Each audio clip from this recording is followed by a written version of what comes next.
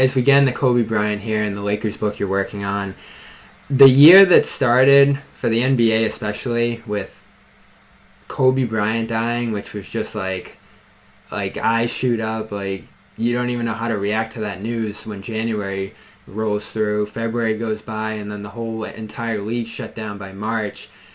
The league has just gone through so much this year, and then you even go back to the whole China situation that they went through at the very beginning with Daryl Morey and how big of a story that was around the league. It's been an insane year for the NBA, and your book that you were working on, you're finalizing, January comes around, and just like everybody else, I think it was January 28th, I want to say, right around that date, right at the end of January.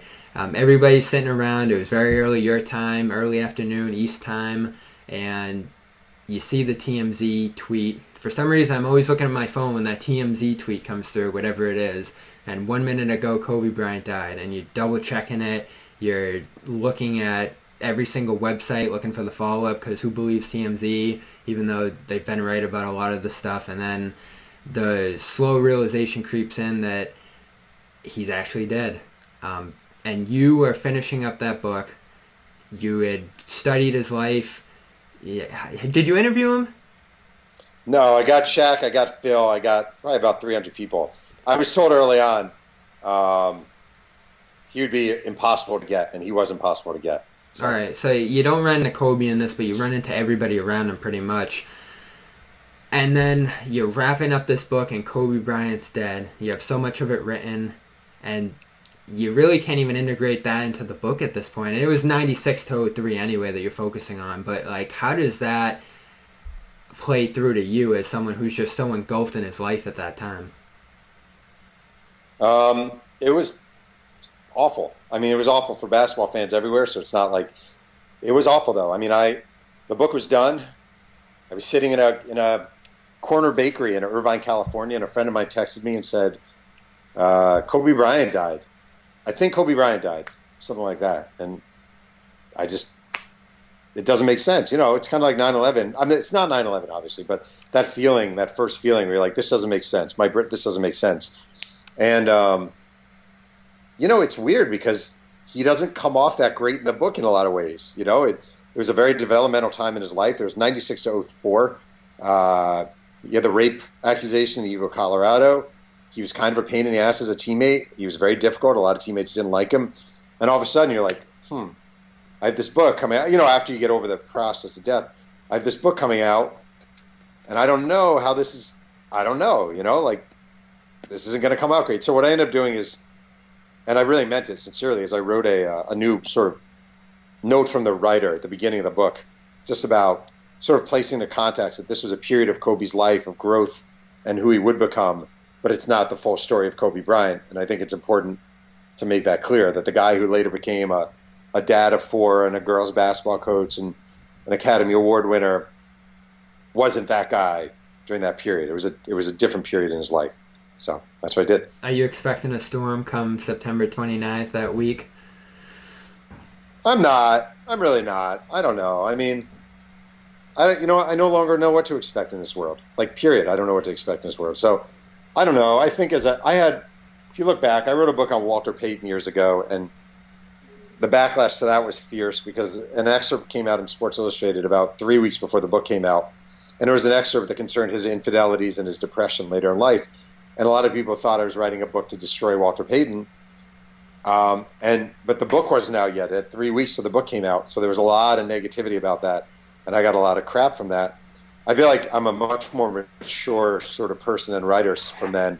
I feel like I know how to hopefully handle these things a little better. So it is really, the timing is just insane that your book is pretty much going to be the first, and it's not exclusively Kobe. It's as much Shaq and it's as much Phil Jackson. It's as much the whole situation there as it is Kobe. But like, this is going to be the first like Kobe release, the life of Kobe. Look into the life of Kobe when it comes out, which is really going to be interesting, and I'm excited for it. I was excited for it before. This definitely raises some of the intrigue, but that was such an interesting period in his life. You mentioned the rape accusation at the end of that stretch there, and even just the, tumultuousness with which he came into the league. The guy falls almost out of the lottery because he's coming out of high school. Michael Cooper works him out, that legendary workout. We have Michael Cooper here on the network, so it's going to be interesting to hear from him to look back on that workout that he had coming into the league too. As a figure, what were some of your major takeaways actually really diving into the life of Kobe at that time? And, what was the most interesting thing you learned about him through your reporting research? All right, so here's the thing. I'm going to be honest. I can't talk that much about it because my publisher will kill me. I'm just being honest because the book doesn't come out till September, and they hate when you do that. I can tell you, though, but I respect the ask. He's a complicated guy. This is what I think I took away about Kobe that kind of I find really fascinating. If you look at Kobe in 1996, 97, if you just looked at him, right, he looked really, really cool. Like, he just looked really cool. He was a good-looking guy. He had the cool haircut. He was a Laker. He took Brandy, a popular singer at the time, to his high school prom. He dressed really well.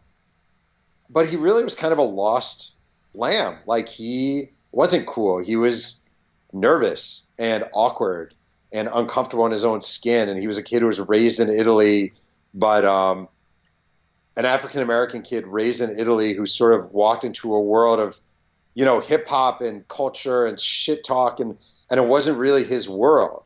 He wasn't brought up in that world. So it was weird. Like, he was in the same draft with Allen Iverson and Steph Marbury, and people almost, expected him to be that kind of guy because that's who you were back then. Baggy clothes, and Iverson with the cornrows and a lot of tattoos and, kind of that thing. I mean, Steph Marbury's from Coney Island, and Marbury's from Newport News, Virginia, tough places to grow up. And Kobe wasn't. Kobe was a suburban kid from Italy. And I just think one thing that really fascinated about him was this adjustment.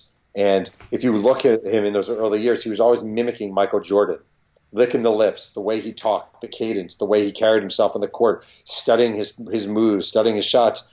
And it was like, he needed to copy this thing because he wasn't an individual at that point. And I feel like the guy you saw after he retired was a much, much more comfortable human being than the guy